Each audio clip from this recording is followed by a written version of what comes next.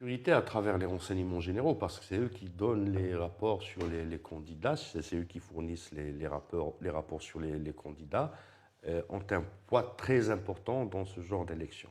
Souvenez-vous, quand le responsable du FFS était candidat à la présidentielle, le scandale des résultats, le scandale du recours devant le Conseil constitutionnel, le scandale des deuxièmes résultats fournis, et l'opération de chantage menée par les partis politiques à l'encontre du président de l'instance elle-même, mais aussi du Conseil constitutionnel.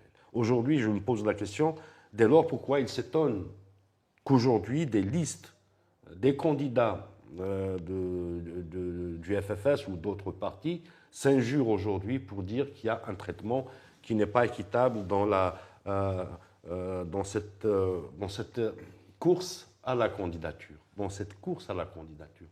Parce que là, écoutez, Justement, les candidats... juste une petite précision, le FFS, il rappelle qu'il s'est opposé à cette loi, même s'il n'était pas au Parlement, mais il dit avoir dénoncé cette loi avant sa promulgation.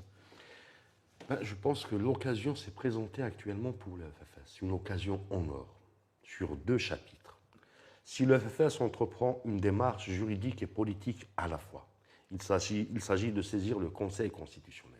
Sachant qu'au mois de mars 2021, le Conseil constitutionnel a donné un avis qui est beaucoup plus des réserves sur l'article 200, en disant qu'il ne respecte pas l'article 34 de la Constitution. L'article 34 de la Constitution, j'apporte cette précision, dispose la chose suivante.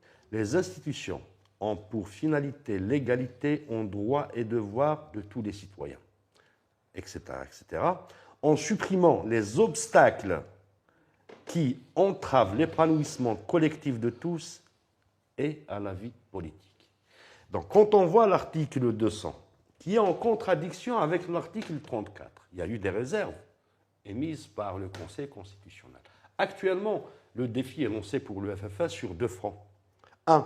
Saisir l'occasion pour aller dans une bataille politique et juridique à la fois. Il faut qu'ils introduisent des recours devant les tribunaux administratifs.